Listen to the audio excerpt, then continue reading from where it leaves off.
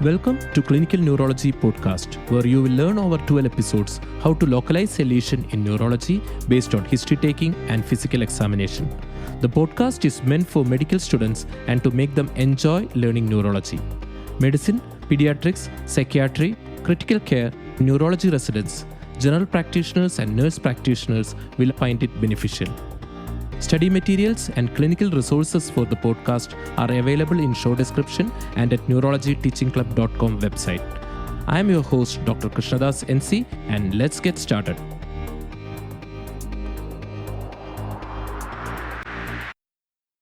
In this episode, we will discuss the clinical features of various causes of coma and the features of the different brainstem herniation syndromes. At the end of this session, we will be able to tell 1. The clinical features of metabolic encephalopathy, 2. The findings in structural causes of coma, 3. Features of various brainstem herniation syndromes. Metabolic coma. The patients with metabolic coma have clinical features depending on the particular causative illness, the depth of the coma, and the comorbid illness.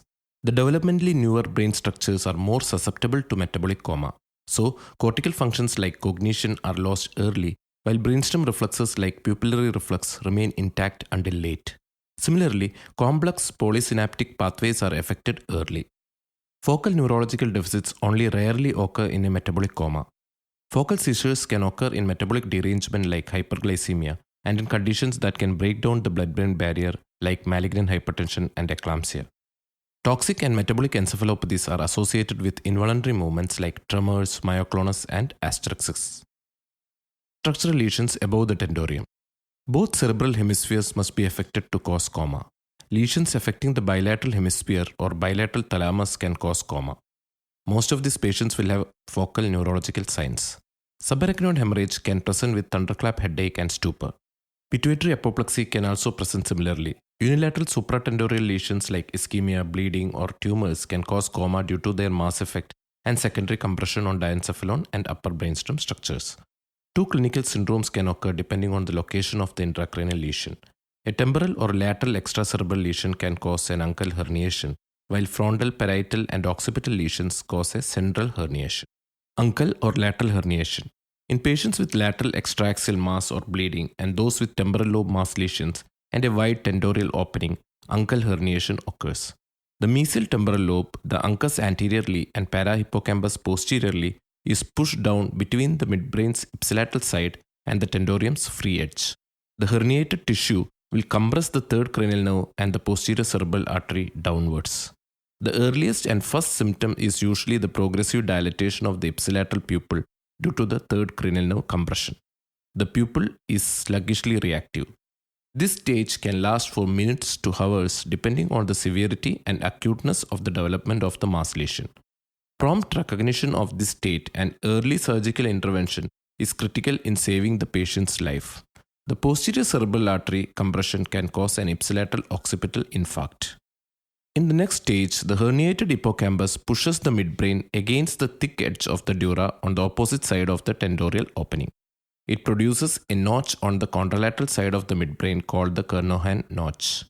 The leg fibers in the cerebral peduncle are predominantly damaged by it.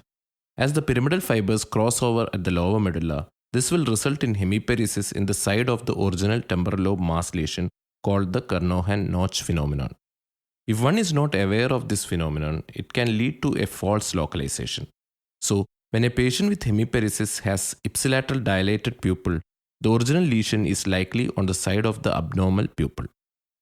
In the next stage, the anteroposterior elongation and downward displacement of the midbrain causes tearing of paramedian perforating arteries. These vessels supply the midbrain tegmentum, and the resulting infarction and hemorrhage called the Duret's hemorrhage makes recovery almost impossible. The ipsilateral dilated pupil will become a little less dilated due to the damage of the sympathetic fibers. Oculomotor palsy occurs first on the ipsilateral side and later on the opposite side. The etiology of the uncal herniation can be surgically treated in many cases. Absent brainstem reflexes and extensor posturing before the surgery is a very poor prognostic sign. Uncal herniation survivors may be left in a locked-in or persistent vegetative state. The patient may have oculomotor dysfunction, internuclear ophthalmoplegia, vertical gaze palsy, cortical blindness, and spastic limb weakness. Central herniation. Frontal, parietal, and occipital mass lesions initially compress the diencephalon and subsequently involve the midbrain pons and medulla as the pressure increases. The clinical picture will be one of orderly rostrocaudal progression of the brainstem damage termed central syndrome of rostrocaudal deterioration. The pressure effect will cause the diencephalon to shift downwards and buckle over the midbrain. It is followed by flattening of the midbrain and pons in the rostrocaudal direction, resulting in elongation and rupture of the paramedian perforating arteries feeding these structures.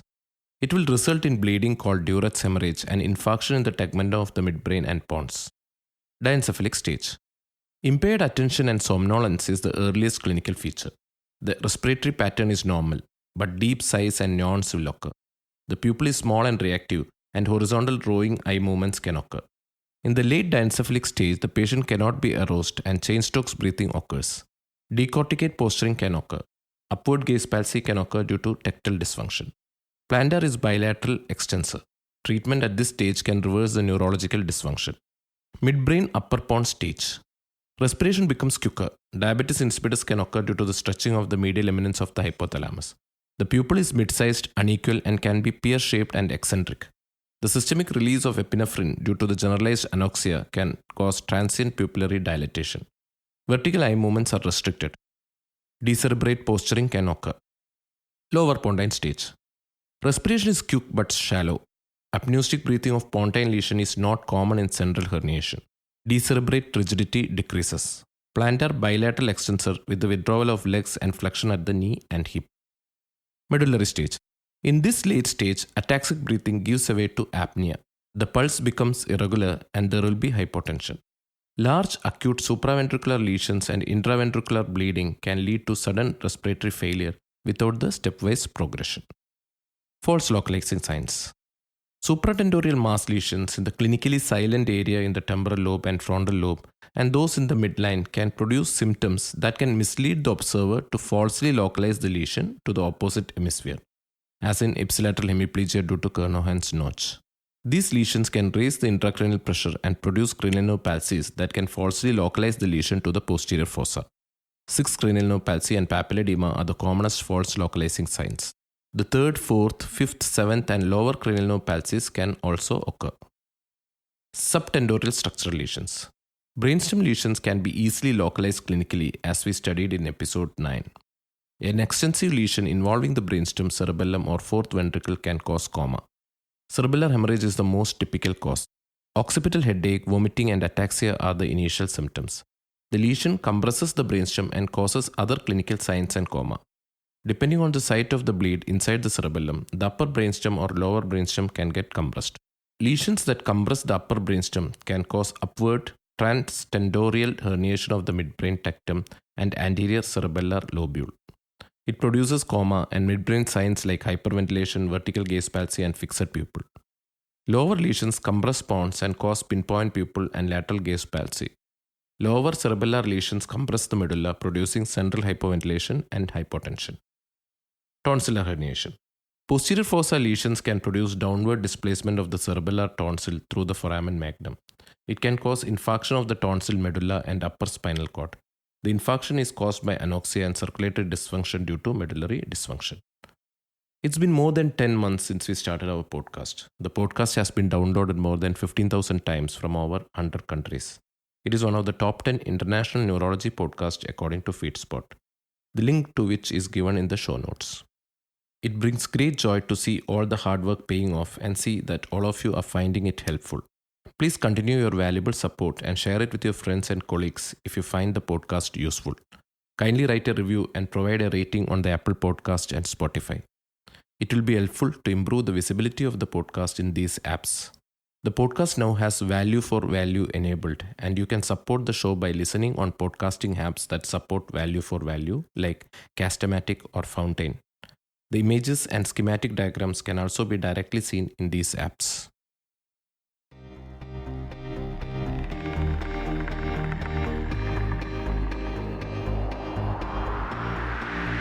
Thanks for listening to Clinical Neurology Podcast. Kindly subscribe and review if you found it useful.